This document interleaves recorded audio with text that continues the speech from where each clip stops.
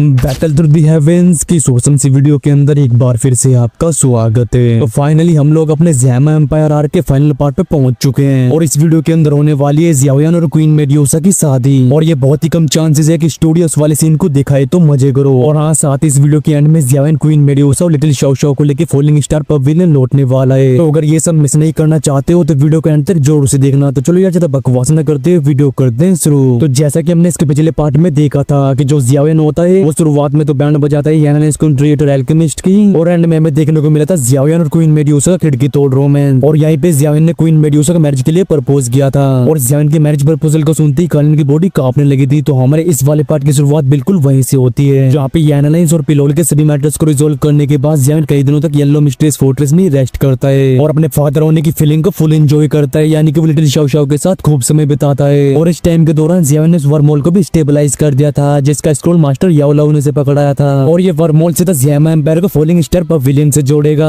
और इस टाइम के दौरान जो मेन इवेंट्स यानालाइंस के अंदर हुए थे वो भी ज़ियाओयान को पता चल चुके थे। और इन सब में ज़ियाओयान के लिए जो सबसे ज्यादा सरप्राइजिंग बात होती है वो होता है ज़ाओ गेट, जो कि ज़ाओलिन ने ब्लैक कॉर्नर रीजन के अंदर स्टैब्लिश किया था। और अभी ज़ाओ गेट भी यानालाइंस का एक पार्ट बन चुका है और ज़ाओ गेट भी ब्लैक कॉर्नर रीजन को डोमिनेट करने के कगार पे पहुंच चुका है। और फ्यूचर में जब फॉलिंग स्टार पवेलियन, यानालाइंस और ज़ाओ गेट एक दूसरे से मिलेंगे तो ये एक बहुत तगड़ा फैक्शन बनेगा जो कि कॉन्टिनेंट के तीनों रीजन्स को डोमिनेट कर रहा होगा। खैर अभी हमें सीन दिखाया जाता है यानालाइंस के छोटे से हॉल का, जहाँ पे भी ज़ियाओयान और उसके दोनों भाई मौजूद होते हैं। और उनसे थोड़ी दूरी पे अभी काइलिन भी लिटिल शाओ शाओ के साथ खेल रही होती है और लिटिल शाओ शाओ की जो हंसने की आवाजें होती है वो उस पूरे हॉल के अंदर घूम रही होती है। और ज़ियाओयान को ऐसे शांत वातावरण में रहे हुए काफी टाइम हो चुका है, तो अभी काफी रिलीफ फील कर रहा होता है। और लिटिल शाओ शाओ के साथ खेल रही काइलिन के कोल्ड चेहरे पे भी स्माइल आती रहती है और काइलिन की ऐसी प्यारी सी मुस्कुराहट को देख के ज़ियाओयान भी अपने आप ही मुस्कुरा दिया करता था। और भाई जब तक काइलिन लिटिल शाओ शाओ के साथ रहती है तो यानालाइंस की वो डेप्यूटी चीफ, जो कि हमेशा सबकी बैंड बजाने के लिए तैयार रहती है, उसका बिहेवियर एकदम बदल जाया करता था। और काइलिन को ऐसे देख के ज़ियाओयान के दिल की धड़कनें कई बार बढ़ती जाती है। और इस दौरान ज़ाओडिंग और ज़ाओली काइलिन और ज़ियाओयान के एक सिंपल मैरिज का फंक्शन अरेंज करते हैं। और भाई ज़ियाओयान और काइलिन की ये मैरिज कोई ज्यादा ग्रैंड तो नहीं होती, क्योंकि इसे सिर्फ लिटिल शाओ शाओ, ज़ाओडिंग और ज़ाओली अटेंड करते हैं और इन पांचों लोगों के अलावा यहाँ पे कोई और मौजूद नहीं होता।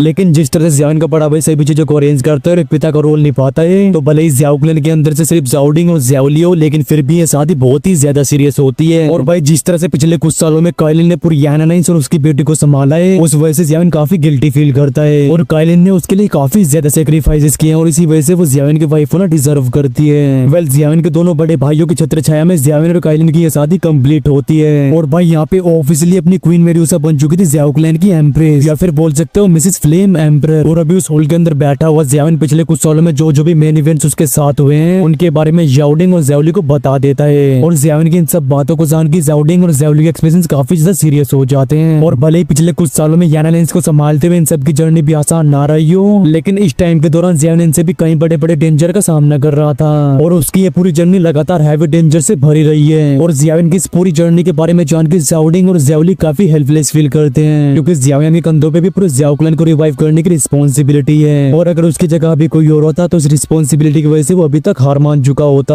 लेकिन इस जर्नी के दौरान ज़ियाओयान कभी भी नहीं रुका, वो लगातार अपने फादर को बचाने के लिए और ज़ाओ क्लैन को रिवाइव करने के लिए अपने आप को स्ट्रॉन्ग बनाता है। यार तभी ज़ाओडिंग कहता है कि थर्ड ब्रदर, पिछला कुछ टाइम तुम्हारे लिए काफी कांटों भरा रहा है। और ज़ाओडिंग के इन शब्दों को सुन के ज़ियाओयान थोड़ा हैरान हो जाता है और फिर कहता है कि अगर मैं थोड़ा सा पेन सहन करके हमारी फैमिली को रियूनाइट कर सकता हूँ तो फिर ऐसा करने में दिक्कत क्या है। और आप दोनों तो हमेशा ही मेरे लिए अपनी जान देने के लिए भी तैयार रहते हो, और अगर फिर भी मैं अपने आप को स्ट्रॉन्ग नहीं बना पाता तो फिर मेरी एग्जिस्टेंस का मतलब ही क्या है। और ये सुन के ज़ाओडिंग और ज़ाओली एक दूसरे को देखने लगते हैं, जिसके बाद दोनों के चेहरे पे स्माइल आती है और डीप ब्लड रिलेशन की वजह से उन्हें कुछ भी कहने की जरूरत नहीं है। और जब काइलिन की नजरें इन तीनों मुस्कुरा रहे भाइयों के ऊपर जाती है तो उसके चेहरे पे भी एक प्यारी सी स्माइल आ जाती है। और अभी काइलिन को भी एक फैमिली होने की फीलिंग महसूस हो रही होती है और पिछले इतने सालों में जो भी एफर्ट्स को उसने लगाया है वो लगता है बेकार नहीं गए। और जब ज़ियाओयान ज़ाओ क्लैन की हिस्ट्री के बारे में डिटेल में बताते हैं तो ज़ाओडिंग और ज़ाओली शॉक्ड हो जाते हैं। और तभी ज़ाओडिंग अपनी सरप्राइज से भरी आवाज में कहता है कि ये बड़ी अनएक्सपेक्टेड बात है कि हमारे ज़ाओ क्लैन की हिस्ट्री इतनी ज्यादा पुरानी है। और भले इन लोगों ने भी पहले ज़ाओ क्लैन के बारे में सुना था, लेकिन इन्होंने भी एक्सपेक्ट नहीं किया था कि वो ज़ाओ क्लैन, जो कि एक टाइम पे ऑटोएंसिर क्लैन का भी फादर था, उनकी वही छोटी सी ज़ाओ फैमिली है जो कि वोटान सिटी के अंदर रहती है। यार तभी ज़ाओयान आगे कहता है कि हमारे ज़ाओ क्लैन की ब्लड लाइन पूरी तरह से खत्म हो चुकी है और जो फाइनल दो दी ब्लड लाइन बची हुई थी उस एंसेस्टर ज़ाओ जुआन ने मेरी बॉडी के अंदर डाल दिया था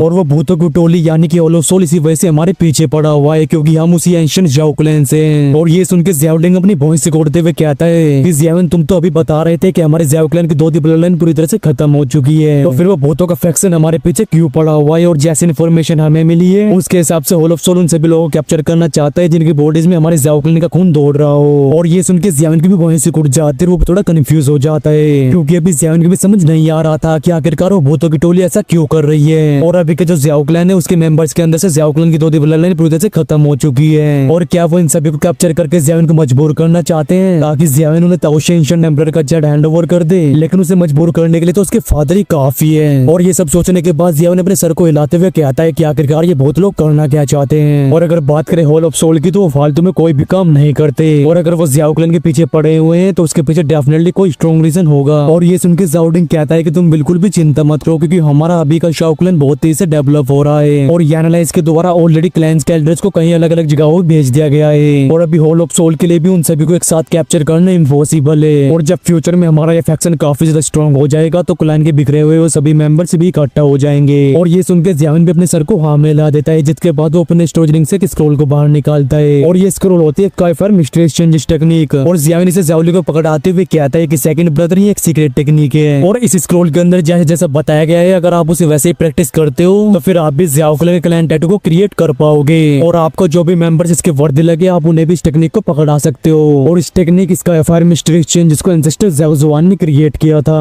और जब क्लैन के मेंबर्स इसे प्रैक्टिस करेंगे तो वो सभी सीक्रेट टेक्निक की मदद से ज़ाओ क्लैन के क्लैन टैटू क्रिएट कर पाएंगे। और अभी के ज़ाओ क्लैन के मेंबर्स के पास कोई भी दूसरी ब्लड लाइन स्ट्रेंथ ना होने की वजह से वो क्लैन टैटू की पावर को पूरी तरह से यूज नहीं कर सकते। लेकिन फिर भी सीक्रेट टेक्निक का यूज करके स्ट्रेंथ को काफी हद तक बढ़ाया जा सकता है। और ये बिल्कुल भी इंपॉर्टेंट नहीं है कि जो फ्लेम इसका एफआईआर मिस्ट्रियस चेंज इसको यूज करने में चाहिए वो हेवीली फ्लेम ही हो। एक नॉर्मल बेस्ड फ्लेम से भी काम चलाया जा सकता है। तभी ज़ाओली बड़े ध्यान से उस स्क्रॉल को ले लेता है। और ज़ाओली को भी अच्छे से पता था कि ज़ियाओन के पास कोई भी चीज नॉर्मल नहीं होती। और अगर ज़ियाओन कह रहा है कि सीक्रेट टेक्निक काफी यूजफुल है तो फिर ज़ाओली ज़ियाओन के ऊपर अंधा भरोसा करेगा। और ज़ाओली को स्क्रॉल को लेते हुए देख ज़ियाओन कहता है कि अब जब यानालाइंस के सभी मैटर्स रिजॉल्व हो चुके हैं तो अब मुझे फॉलिंग स्टार पवेलियन वापस जाना होगा। और ज़ियाओन के इन शब्दों को सुनकर ज़ाओ डिंग और ज़ाओली हैरान हो जाते हैं और दोनों ही एक साथ कहते हैं कितनी जल्दी। और इन दोनों के ऐसे एक्सप्रेशंस को देख के ज़ियाओन मुस्कुराने लगता है। और फिर वो हंसते हुए कहता है कि यानालाइंस और फॉलिंग स्टार पवेलियन की बीच ऑलरेडी एक वर्महोल को स्टेबलाइज कर दिया गया है। और इस वर्महोल को यूज करने से ट्रैवलिंग में लगने वाला टाइम काफी कम हो जाएगा। और अगर आप दोनों को फ्यूचर में टाइम मिले तो आप दोनों भी से एक बार जरूर ट्राई करना।